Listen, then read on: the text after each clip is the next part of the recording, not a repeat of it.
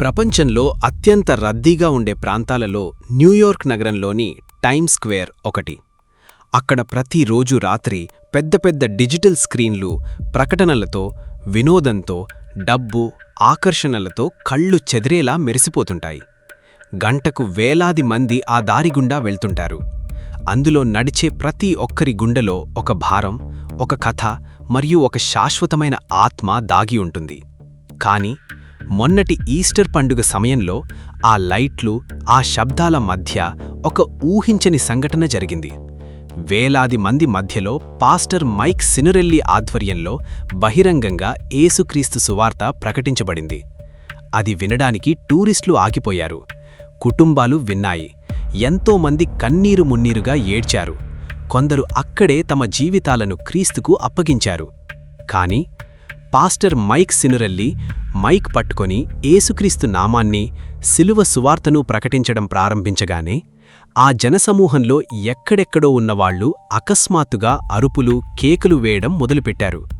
వారిలో దాగియున్న దెయ్యాలు బయటపడి గజగజ వణుకుతూ భయంతో కేకలు వేశాయి. అక్కడున్న ప్రార్థనా బృందాలు వారి దగ్గరకు వెళ్లి ప్రార్థించాల్సొచ్చింది. ఇది కేవలం ఒక మీటింగ్ కాదు మిత్రులారా, ఇది 2 రాజ్యాల మధ్య జరిగిన ప్రత్యక్ష యుద్ధం. దేవుని రాజ్యానికి, చీకటి రాజ్యానికి మధ్య జరిగిన ఒక ఘర్షణ. బైబిల్లో చెప్పబడిన ఆధ్యాత్మిక యుద్ధం ఏదో 2000 సంవత్సరాల నాటి పాత చరిత్ర కాదు. అది ఈనాటి ఆధునిక నగరాల్లో పెద్ద పెద్ద డిజిటల్ స్క్రీన్ల కింద కూడా జరుగుతోందని ఈ సంఘటన రుజువు చేసింది. చాలామంది టైమ్ స్క్వేర్ని చూసినప్పుడు కేవలం లైట్లు, బిల్డింగులు, వినోదం మాత్రమే చూస్తారు. కానీ లేఖనాలు చెబుతున్నాయి, ఈ కనిపించే లోకం వెనుక ఒక భయంకరమైన అదృశ్య యుద్ధం జరుగుతోంది. ఎఫెసీలకు 6:12 ఏం చెబుతోందంటే, మనము పోరాడునది శరీరులతో కాదు, కానీ ప్రధానులతోనూ, అధికారులతోనూ, ప్రస్తుత అంధకార సంబంధులగు లోకనాథులతోనూ పోరాడుచున్నాము. యేసుప్రభు సువార్త చెప్పినప్పుడు చీకటి శక్తులు ఎందుకు అంతలా భయపడ్డాయి? బైబిల్ చదివే ఎవరికీ ఇది కొత్త విషయం కాదు. మార్కు సువార్త 1వ అధ్యాయంలో యేసుప్రభు ఒక సమాజ మందిరంలోకి వెళ్లి అధికారంతో బోధించడం ప్రారంభించగానే అక్కడ దాగి ఉన్న ఒక అపవిత్రాత్మ, నజరేయుడైన యేసు, మాతో నీకేమీ, మమ్మల్ని నాశనం చేయడానికి వచ్చావా అని అరిచింది. అప్పటి వరకు ఆ దెయ్యం చాలా సైలెంట్గా ఎవ్వరికీ కనబడకుండా దాక్కుంది. కాని యేసుక్రీస్తు అధికారం దాన్ని బయటపెట్టింది. దెయ్యం అరిచినప్పుడు అది దాని బలాన్ని చూపించటం లేదు. యేసుప్రభు ఆ స్థలంలో ఉన్నాడని అది వణికిపోతూ ఇస్తున్న సాక్ష్యమది. యేసుప్రభు ఆ దెయ్యంతో చర్చలు జరపలేదు, భయపడలేదు. కేవలం ఒక్క మాట, ఊరుకుండుము, వాణ్ణి వదిలిపొమ్ము అని ఆజ్ఞాపించాడు. అంతే, దెయ్యం వదిలిపోయింది. మార్కు 5వ అధ్యాయంలో సమాధుల్లో ఉండే ఒక వ్యక్తిని ఎవరూ సెంకిళ్లతో కూడా బంధించలేకపోయారు. కాని యేసు ఆజ్ఞాపించగానే వాడు స్వస్థత పొంది బట్టలు వేసుకుని ఆయన పాదాల దగ్గర కూర్చున్నాడు. యేసుప్రభు కేవలం చీకటిని బయటపెట్టే దేవుడు కాదు, ఆయన ఆ చీకటి నుండి మనిషిని విడిపించే దేవుడు. శిలువలో ఆయన ఓడిపోలేదు మిత్రులారా. కొలస్సీయులకు 2:15 ప్రకారం ఆయన శిలువ ద్వారా అధికారులను, ప్రధానులను నిరాయుధులనుగా చేసి ఓడించాడు. ఎక్కడైతే యేసునామం విశ్వాసంతో ఉచ్చరించబడుతుందో అక్కడ నరకానికి తాను ఓడిపోయానన్న నిజం మళ్లీ మళ్లీ గుర్తుకొస్తుంది. కానీ ఇక్కడొక కఠినమైన ప్రశ్న మనం వేసుకోవాలి. టైమ్ స్క్వేర్ లాంటి పబ్లిక్ ప్రదేశాలు ఆధ్యాత్మికంగా తటస్థంగా ఉన్నాయా? లేదు. ఏ నగరం తటస్థంగా ఉండదు. ఒకవేళ సంఘం మౌనంగా ఉంటే ఇతర మతాలు, ఇతర సిద్ధాంతాలు మౌనంగా ఉండవు. అవి తమ గళాన్ని పబ్లిక్గా వినిపిస్తాయి.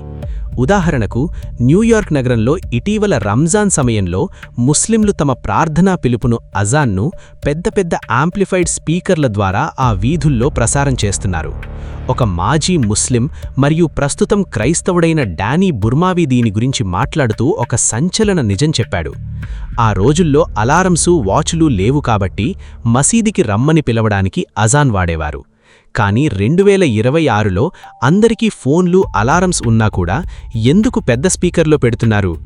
డానీ ఏమంటున్నాడంటే, నువ్వు గదిలోకి వెళ్లి ప్రార్థన చేసుకుంటే అది మతం, కానీ అందర్నీ డిస్టర్బ్ చేస్తూ స్పీకర్లలో ప్రార్థన చేయడం వెనుక ఉన్నది మతం కాదు, అది పొలిటికల్ ఇస్లాం అని ఆయన అన్నాడు. వింటున్నారా? వాళ్ళు అంత పబ్లిక్గా, అంత ధైర్యంగా తమ మతాన్ని ప్రకటిస్తుంటే మరి క్రైస్తవులెందుకు భయపడుతున్నారు? ఎందుకు మన సువార్తను మన చర్చు 4 గోడలకే పరిమితం చేస్తున్నాము? భోజనం ముందు ఒక చిన్న ప్రార్థన చేయడానికి కూడా పబ్లిక్లో మనం ఎందుకు సిగ్గుపడుతున్నాము? రోమా 1:16లో అపోస్తలుడైన పౌలేమన్నాడు? సువార్తను గూర్చి నేను సిగ్గుపడువాడను కాను, నమ్ము ప్రతివానికి అది దేవుని శక్తి అయ్యున్నది. ఒకవేళ క్రైస్తవులు పబ్లిక్గా సువార్త చెప్పకపోతే క్రీస్తువిరోధి శక్తులు, దేవుడు లేదనే సిద్ధాంతాలు ఈ సమాజాన్ని ఆక్రమించేస్తాయి. రేపటి తరానికి దేవుడు, నైతికత అంటే ఏమిటో వేరొకరు తప్పుగా నేర్పిస్తారు. ఆదిమ సంఘం ఎప్పుడూ ఏసీ రూముల్లో కూర్చుని జనాలు తమ దగ్గరకు వస్తారని ఎదురుచూడలేదు. వాళ్లు వీధుల్లోకి, మార్కెట్లలోకి, జైళ్లలోకి, అధికార కేంద్రాలలోకి వెళ్లారు. అందుకే ఈ టైమ్ స్క్వేర్ మీటింగ్ అంత గొప్ప విజయం సాధించింది. పాస్టర్ ఏమనుకున్నాడంటే, జనాలు చర్చికి రావటం కాదు, చర్చే జనాల దగ్గరికి వెళ్ళాలి అనుకున్నాడు. దేవుని ప్రణాళిక ఎంత అద్భుతంగా ఉంటుందో చూడండి. ఆ రోజు విహారయాత్ర కోసం ప్రపంచవ్యాప్తంగా ఎంతోమంది టూరిస్టులు విమాన టికెట్లు కొనుక్కొని హోటల్స్ బుక్ చేసుకుని న్యూయార్క్ వచ్చారు. కానీ దేవుడు వాళ్ల కోసం ఒక ప్లాన్ వేశాడు. అకస్మాత్తుగా అక్కడ వర్షం రావటం మొదలైంది. వర్షానికి తడవకుండా జనాలంతా చుట్టుపక్కల ఉన్న దుకాణాల షెడ్ల కిందకి పరుగెత్తారు. సరిగ్గా అక్కడే సువార్త ప్రకటించబడుతోంది. వాళ్లు అక్కడ్నుండి వెళ్లలేక ఆ యేసుక్రీస్తు ప్రేమను వింటూ కన్నీళ్లు పెట్టుకున్నారు. ఒక చిన్న పిల్లోడు తన తండ్రితో, నాన్నా, వర్షం తగ్గింది, వెళ్ళిపోదాన్రా అంటే ఆ తండ్రి కన్నీళ్లతో, లేదు నాన్నా, ఈ మాటలు మనం ఖచ్చితంగా వినాలి అని అక్కడే ఉండి కుటుంబ సమేతంగా క్రీస్తును అంగీకరించారు. దేవుడు మనుషుల సాధారణ ప్లాన్స్ను తన శాశ్వత ప్రణాళికతో ఎలా ఇంటరప్ట్ చేస్తాడో చూశారా? షాపింగ్ చేద్దాం, ఎంజాయ్ చేద్దామని వచ్చినవారు తమ రక్షకుణ్ణి కలుసుకొని సొంతూరికి తిరిగి వెళ్లారు. అందుకే సువార్తను కేవలం బిల్డింగులకే పరిమితం చెయ్యకూడదు. కానీ ఇక్కడొక ప్రాముఖ్యమైన హెచ్చరిక. ఈ టైమ్ స్క్వేర్లో దెయ్యాలు అరిచాయి అని తెలియగానే కొంతమందికి అదొక థ్రిల్, ఎంటర్టైన్మెంట్ అయిపోయింది. లూకా 10వ అధ్యాయంలో ఒకసారి శిష్యులు చాలా సంతోషంగా యేసు దగ్గరకు వచ్చి, ప్రభువా, నీ నామన్న దెయ్యాలు కూడా మాకు లోబడుతున్నాయి అని గర్వంగా చెప్పారు. అప్పుడు యేసుక్రీస్తు వాళ్లకి ఒక అద్భుతమైన జవాబిచ్చాడు. దెయ్యాలు మీకు లోబడుతున్నాయని సంతోషించకండి, మీ పేర్లు పరలోకంలో వ్రాయబడి ఉన్నాయని సంతోషించండి. అంటే rejoice that your names are written in heaven అన్నాడు. ఇది చాలా చాలా ముఖ్యం. ఈ రోజుల్లో కొందరు క్రైస్తవులు బైబిల్ చదవటం మానేసి యూట్యూబ్లో చేతబడులు, విచ్ క్రాఫ్ట్, టారో కార్డ్స్లు, సీక్రెట్ సొసైటీలు, ఆత్మల గురించి గంటల కొలది వీడియోలు చూస్తున్నారు. వాళ్లకి దెయ్యాల పేర్లన్నీ తెలుసు, కానీ క్రీస్తు స్వభావం మాత్రం తెలియదు. దెయ్యాల గురించి భయపడకండి, వాటిని చూసి ఆకర్షితులవ్వకండి. గుర్తుపెట్టుకోండి, సాతాను కేవలం సృష్టించబడినవాడు, కానీ మన దేవుడు అనాది అయినవాడు, అంటే ఎటర్నల్. సాతాను మోసగాడు, యేసు సత్యవంతుడు. సాతాను కేవలం గర్జిస్తాడు, కాని యేసుక్రీస్తు పరిపాలిస్తాడు. నా ప్రియ సహోదరి, సహోదరుడా, ఈ ప్రశ్నతో నేను ముగిస్తాను. టైమ్ స్క్వేర్లో దెయ్యాలు అరిచాయా లేదా అన్నది ముఖ్యం కాదు. అసలు యేసుక్రీస్తు నీ గుండెకు ప్రభువుగా ఉన్నాడా లేదా అన్నది ముఖ్యం. సువార్త చెప్పబడినప్పుడు దెయ్యాలే వణికిపోయి యేసు అధికారాన్ని ఒప్పుకుంటుంటే, సంవత్సరాలుగా చర్చికి వెళుతున్న నువ్వు ఆయనకు లోబడకపోతే ఎలా? ఒక దెయ్యానికున్న గుర్తింపు కూడా నీకు లేదా? నువ్వు ఎన్ని ప్రవచనాలు విన్నా, దెయ్యాల వీడియోలు చూసినా మారుమనసు పొందకపోతే నీకు రక్షణ లేదు. నిన్ను నువ్వు ప్రశ్నించుకో. క్రైస్తవుడినని చెప్పుకుంటూనే జ్యోతిష్యం, విగ్రహారాధన, వ్యసనాలు, భయం, క్షమించలేని స్వభావంలాంటి వాటితో చీకటికి చోటిస్తున్నావా? ఎఫెసీ 4:27 ప్రకారం అపవాదికి చోటియ్యకుడి, దేవునికి లోబడి ఉండు, అప్పుడు అపవాదిని ఎదిరించగలవు. ఈరోజు ఇప్పుడే నీ హృదయాన్ని దేవునికి అప్పగించు. చీకటి బంధకాలను తెంచేసుకో. నాతో పాటు ఏకీభవించి పూర్ణ హృదయంతో ఈ ప్రార్థన చేయండి. పరలోకపు తండ్రి, నీవే ఏకైక రక్షకుడవని నేను ఒప్పుకుంటున్నాను. నాలో ఉన్న ప్రతి చీకటిని, ప్రతి భయాన్ని నీ పరిశుద్ధ రక్తంతో కడిగివెయ్యి. నా పాపాలను క్షమించు. నేను తెలిసి తెలియక సైతానుకు చోటిచ్చిన ప్రతి తలుపును ఈరోజు మూసివేస్తున్నాను. నీ పరిశుద్ధాత్మతో నన్ను నింపు. రేపటి దినాన నేను నీ ఎదుట నిర్దోషిగా నిలబడేలా నా జీవితాన్ని మార్చు. ఈ చీకటి లోకంలో దేవుని సువార్తను ఏమాత్రం సిగ్గుపడకుండా పబ్లిక్గా ప్రకటించే ధైర్యాన్ని నాకు దయచెయ్యి. యేసు నామంలో మేము వేడుకుంటున్నాము తండ్రి. ఆమేన్. నా ప్రియ స్నేహితులారా, ఈ ప్రార్థన మీరు హృదయపూర్వకం చేసి ఉంటే కామెంట్స్లో ఆమేన్ అని టైప్ చేసి మీ విశ్వాసాన్ని చాటండి. దేవుడు మిమ్మల్ని బహుగా దీవించి తన మహిమ కొరకు వాడుకునుగాక. God bless you. దేవుని పని చెయ్యాలని ఆశ ఉన్నా ఎక్కడో తెలియని భయం నిన్ను ఆపుతోందా? అయితే నీలో ధైర్యం నింపే ఈ పాట నీకోసమే.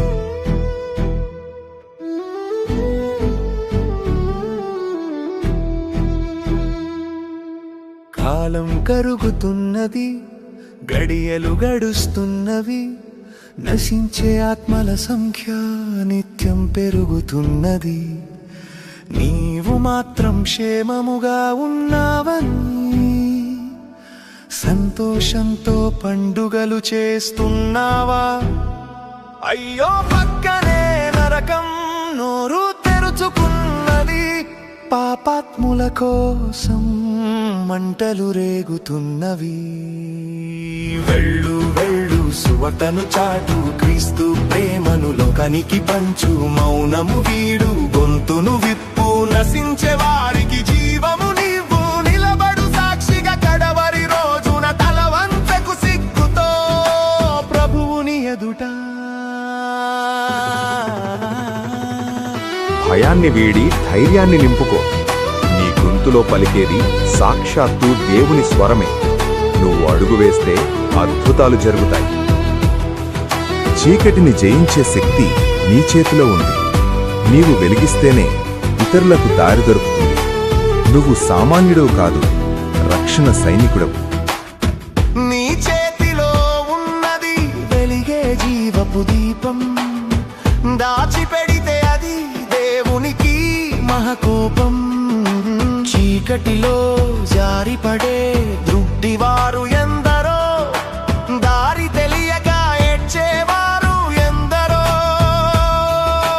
చేయి పట్టి వారిని వెలుగులోకి లాగవా, రక్షించే నావలో స్థానమును చూపవా.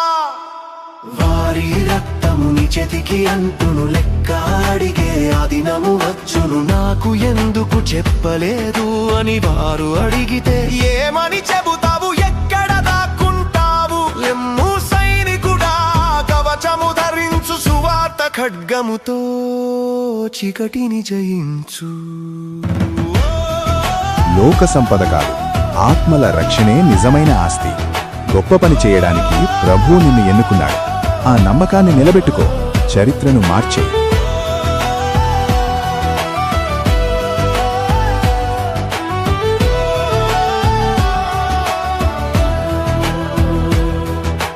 పంట విస్తారము, పనివారు కొద్ది మందే, ప్రభువు పిలుపుకు స్పందించు ఈ క్షణమే.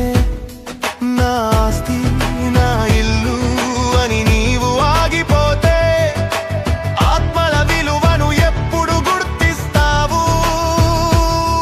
నీ ప్రాణం ఉన్నంత పరుగు ఆపకు, యేసునామం చేరని చోటు ఉండకూడదు. ఇదిగో నేనున్నాను, నన్ను పంపుము, లోకమంతటికి వెళ్తాను ప్రభువా. జయము జయము సువతకే జయము,